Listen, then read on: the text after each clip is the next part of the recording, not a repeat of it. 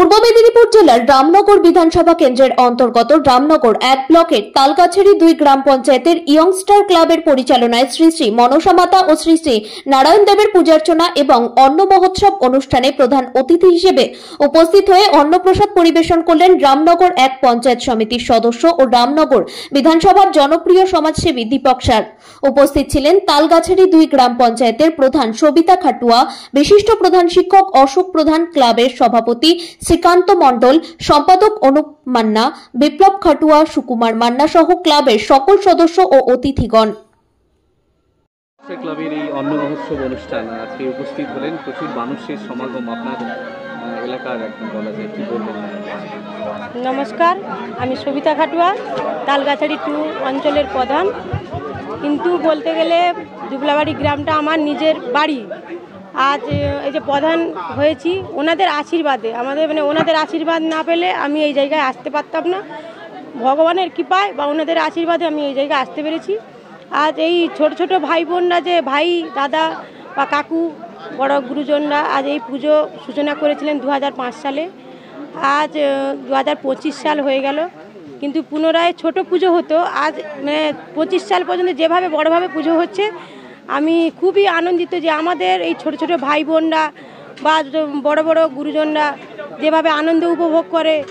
আর যত রাগ ক্ষোভ যতই থাকুক না কেন, এইরকম একটা যদি মেলা হয়, এরকম একটা প্রোগ্রাম হয়, খুবই আনন্দ। তাদের মধ্যে যত ভুল বুঝাবুঝি বা ক্ষোভ, সবই ভুল বুঝাবুঝি ভেঙে গিয়ে আনন্দে আমরা মেতে উঠি।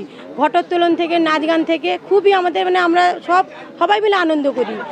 আজ পঞ্চম দিন, গতকাল আমাদের শ্রী শ্রী চৈতন্য মহাপ্রভুর পুজো ঘটোত্তোলন হয়েছে। আজকে আমাদের অন্ন মহোৎসব, খুবই আনন্দিত। আমরা ছোট ছোট ভাই বোন থেকে বড়রা মিলে সবাই একসঙ্গে আনন্দ করি। কিন্তু আমি আরও ভগবানের কাছেও কামনা করছি যে এই পুজো আরও বড় হোক, কিন্তু সবসময় আমি ওনাদের পাশে সুখে দুঃখে সবসময় আছি। হ্যাঁ, আমার নাম সবিতা খাটুয়া, তালগাছড়ি 2 অঞ্চলের প্রধান। দুবলাবাড়ির ইয়ংস্টার ক্লাবের দীর্ঘদিনের পুজো, আজ অন্ন মহোৎসব, প্রচুর মানুষের সমাগম, কি বলবেন? দুবলাবাড়ি ইয়ংস্টার ক্লাব গুটি পায়ে 21তম বর্ষে পদার্পণ করল। আমি প্রথমেই ক্লাবের সম্পাদক, সভাপতি এবং কর্মকর্তা সদস্যদের আমার পক্ষ থেকে ধন্যবাদ এবং শুভেচ্ছা জানাচ্ছি। আজকে এই অন্ন মহোৎসব অনুষ্ঠানে আমাদের মধ্যে উপস্থিত ছিলেন তালগাছড়ি 2 গ্রাম পঞ্চায়েতের প্রধান সাহেবা সম্মানীয় সবিতা খাটুয়া মহোদয়, বিশিষ্ট শিক্ষাবিদ অশোক প্রধান মহোদয় এবং এলাকার অনেক গুণীজন সুদীজন উপস্থিত ছিলেন। একটি ধর্মীয় অনুষ্ঠান, মহাপ্রভুর আগমনে এখানে অন্ন মহোৎসব হচ্ছে। বহু ভক্তবৃন্দ এখানে এসছেন, তারা মহাপ্রসাদ গ্রহণ করছেন। আমি মহাপ্রভুর কাছে প্রার্থনা করব যাতে মহাপ্রভুর আগমনে এলাকাবাসীর মধ্যে যাতে শান্তি, প্রগতি, ঐক্য, মৈত্রীতে ভরে উঠুক এবং এলাকার প্রত্যেকটি মানুষ যাতে সুস্থ থাকে, ভালো থাকে, এটাই আমি চৈতন্য মহাপ্রভুর কাছে আমি প্রার্থনা করছি। দুবলাবাড়ি ইয়ংস্টার ক্লাব প্রত্যেক বছরে নেই, এবছরও সার্বজনীন শ্রী শ্রী মনসা মায়ের পূজা অর্চনা, তৎসহ নারায়ণ দেবের পূজা অর্চনা, তৎসহ অষ্টমপর হরিনাম সংকীর্তন সহ অন্ন মহোৎসব এবং সাংস্কৃতিক অনুষ্ঠান থেকে শুরু করে বিচিত্রা অনুষ্ঠান, বিভিন্ন ধরনের প্রতিযোগিতা অনুষ্ঠান আয়োজন করেছেন। আমি আরও বলবো যে বেশি করে তারা যাতে আরও এলাকাবাসীর পাশে থাকেন। শুধু অর্থ দিয়ে সাহায্য করাটা বড় কথা নয়, মানুষ হিসাবে মানবিক কর্তব্য। এলাকার বাসী কোনো সময় অসুবিধায় পড়লে তাদেরকে যাতে ক্লাবের পক্ষ থেকে সব রকম সহযোগিতা করা হয় এবং আমি এলাকাবাসীর কাছেও আমি আহ্বান জানাবো আপনাদের আশীর্বাদ এবং সহযোগিতাকে পাথেয় করে তারা শততম বর্ষে এগিয়ে যায় এবং আমার পক্ষ থেকে সব রকম সহযোগিতা এবং আমি পাশে থাকার অঙ্গীকার করছি। তীব্র গরম পড়েছে, আপনি বক্তব্যেও বললেন যে রক্তদানে এগিয়ে আসা উচিত, সাথে সাথে সবুজায়নের লক্ষ্যে কীভাবে তাদের বার্তা দেবেন, কীভাবে এগিয়ে আসতে হবে তাদের?